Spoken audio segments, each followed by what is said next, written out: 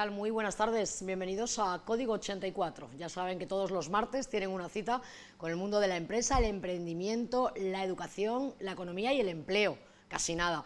Bueno, vamos a intentar, como siempre, pues hacerles pasar un rato agradable, instructivo también, y vamos a comenzar hablando de educación, porque este mismo fin de semana pues ha habido nuevas movilizaciones de muchísimos colectivos en defensa de la educación pública de calidad.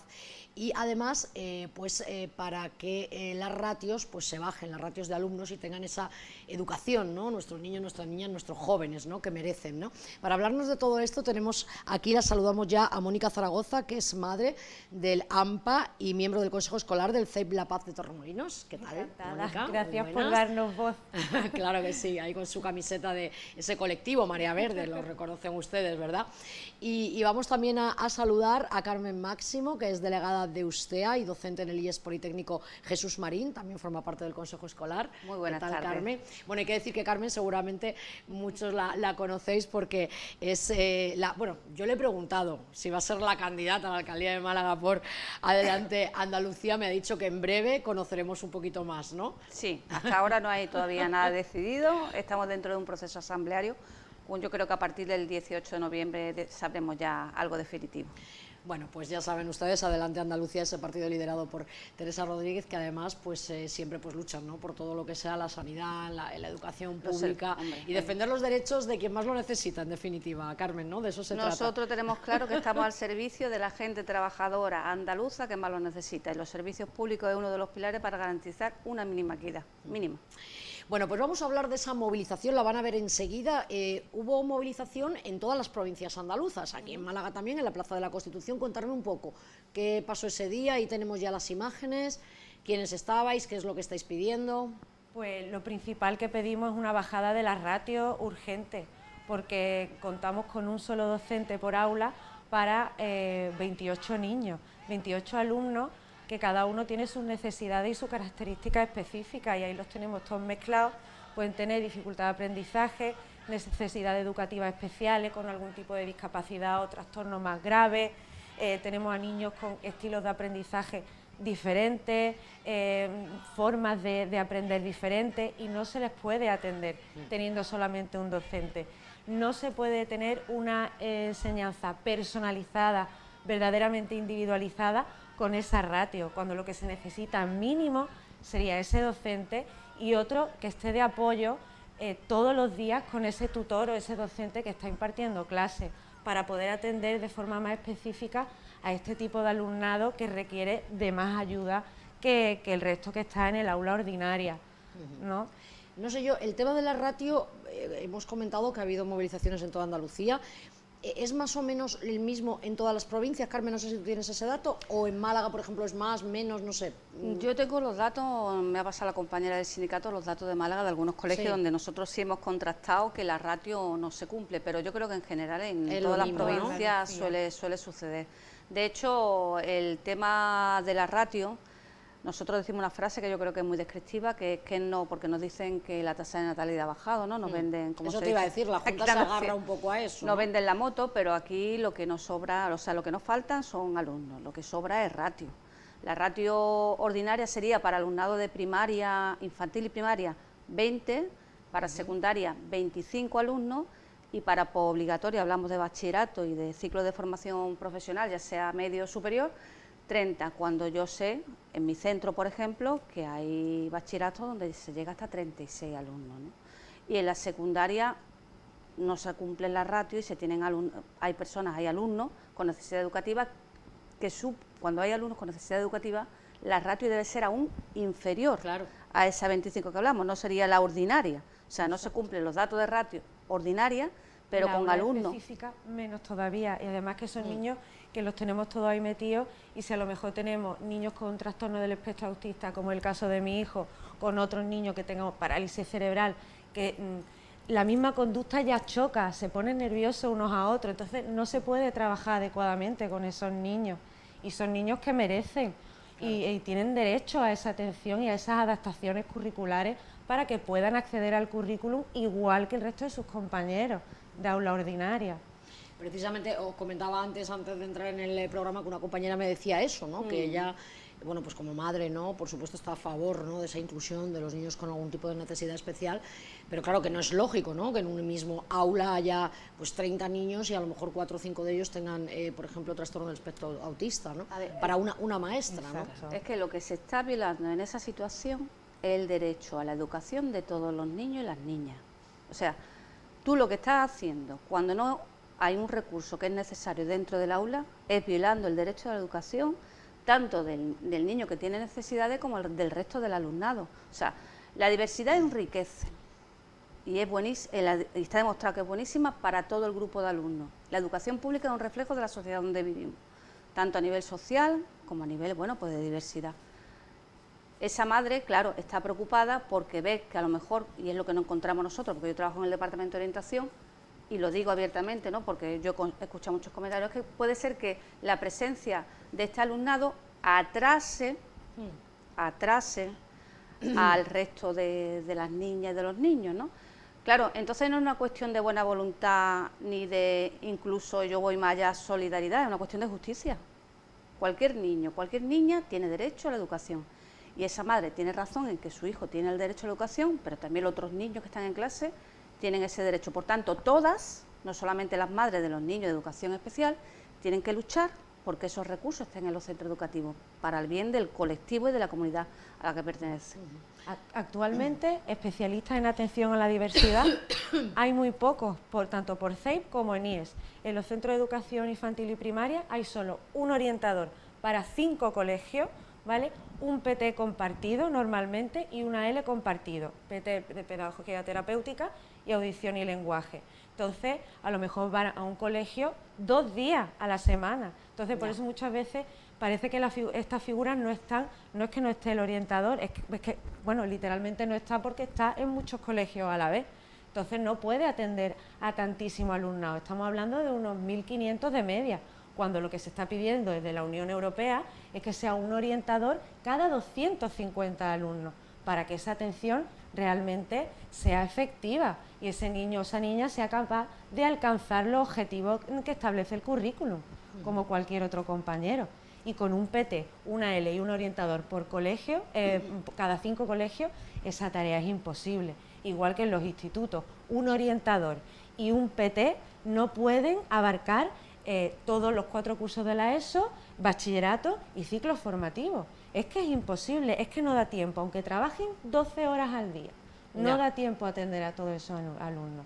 Y además de más funciones que tiene el orientador, por ejemplo, como programas para el acoso escolar, para prevenir eso, el absentismo, un montón, educación sexual, educación transexual. Eso nunca da tiempo, porque siempre se prioriza lo más urgente. Lo urgente, ¿no?, lo importante también, ¿no?, como se suele decir. Muchos niños atrás. Bueno, esta campaña de apoyo a la iniciativa legislativa popular para la bajada de los ratios escolares ha convocado, además, queremos también aclararlo, ¿no?, porque esto no es un tema de partidos políticos o de sindicatos, entonces siempre me gusta, pues un poco para que las personas que nos ven aclararlo, que aquí hay muchísimos colectivos adheridos, muchos padres, madres, familias que están pidiendo esto para sus hijos, ¿no, Carmen? Sí, aquí no es una cuestión ni, como se dice, ni de partido, ni de colores, ni de nada, es una cuestión de defender un derecho básico que es el derecho a la educación.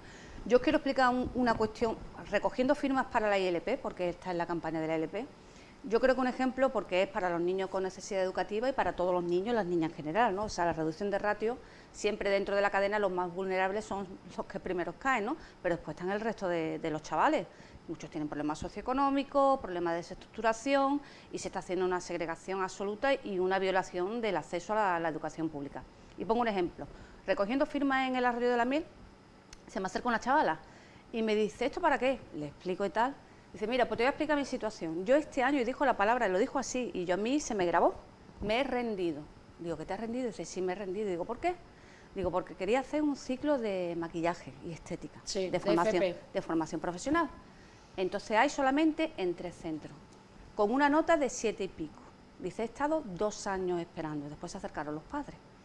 Dice, y este año me voy a matricular en el MEDAC. En el privado, ¿no? Porque si no, no hago el ciclo. Y me dice la madre, y tenemos que pedir el padre y yo un préstamo. O sea, nosotras, trabajadores y trabajadores, que pagamos impuestos, que defendemos, por eso defendemos Nosotros desde usted defendemos la educación pública, es que no queremos privada. ¿Por qué? Porque lo que se está haciendo tanto a esos niveles como a otros con la educación especial y con la secundaria y con el bachillerato es reduciendo unidades para que los padres no tengan más remedio, porque nosotros los trabajadores, la única herencia que le podemos dar a nuestros hijos son derecho y educación, tengan que pedir dinero y quitárselo de otras cuestiones, como pasa con la sanidad, para llevar a su hijo a una FP privada y que pueda tener una cualificación. Al tercer año, yo creo que esta chica lo describió perfectamente. Entonces era el retrato de una familia andaluza con una niña que había estudiado en la pública y que al final se ha visto abocada, empujada, obligada a estudiar en la privada. Por tanto, no sobra ratio, no, faltan ciclos, falta aula de bachillerato, falta aula de secundaria, falta aula de primaria, faltan equipos de orientación, falta atención temprana. A ver, yo no estuve en esa, y ya termino, en esa manifestación, porque estaba de un viaje Erasmus. Erasmus es un programa europeo para que intercambio cultural, precisamente con alumnado sordo. Pues una intérprete no pudo ir porque la paga una empresa privada y no le cubría el traslado al viaje. Con esa intérprete estuve yo en un juicio que la acompañé para testificar delante del juez y dije muy claramente delante de la Junta de Andalucía que haciendo eso, lo que estaba haciendo la Junta de Andalucía es violar el derecho a la educación de ese alumno o de esa alumna, es que hay que decirlo así. Tenga necesidades, no tenga necesidades, sea del barrio del Perché, sea de La Palmilla, cualquier niño, cualquier niña tiene derecho a la educación, está en los derechos humanos y está en la Constitución. Sin duda la educación es la base de todo, además Claro. no nos cansamos de decirlo. A mí me gustaría preguntarte, Mónica, a ti, porque antes hemos hablado, lo ha comentado Carmen, y es cierto que desde la Consejería de Educación de la Junta de Andalucía argumentan que ha bajado mucho la natalidad, que sí, que es cierto, pero como eso no es una excusa, ¿no? Un poco en la dirección que decía ella, ¿no? Una excusa, el alumnado para cerrar clases, ¿no? Unidades o clases. Están cerrando líneas, lo que están haciendo al final es aumentar esa Claro. ratio dentro del aula, que es lo que estábamos hablando antes, que es imposible trabajar con 28 niños que son totalmente diferentes. Entonces al final se le está exigiendo la generalidad, la universalidad, que todos aprendan lo mismo, a la misma vez, el mismo contenido, cuando no todos alcanzan esos objetivos de la misma manera, porque tienen estilos de aprendizaje diferentes.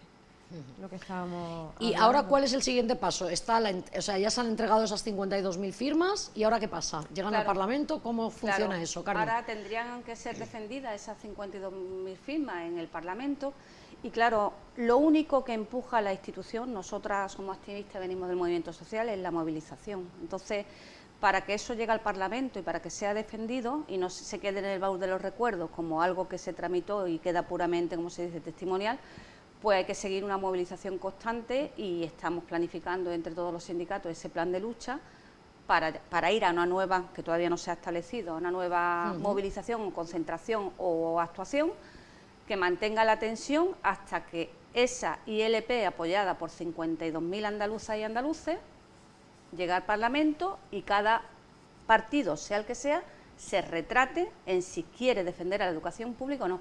Yo solamente un inciso. Aulas se están cerrando en la pública, pero habría que ver cuántas aulas se están cerrando en la concertada. Yo creo que la comparación es muy importante, porque la concertada, y lo digo, yo respeto muchísimo al profesorado de la concertada, yo entiendo a las familias que muchas veces llevan a sus niños a la concertada, porque es que no tienen escuelas públicas, es que están cerrando las escuelas públicas. Hay zonas donde no puedes llevar a tu hijo a una escuela pública. O a gabinetes pedagógicos privados, porque en la pública no Claro. da tiempo a que se le haga una evaluación Pero sobre todo el psicopedagógica, tema de la concertada para mí es muy sangrante. ¿Por qué? Porque ahí no se cierran aulas. ¿Por qué?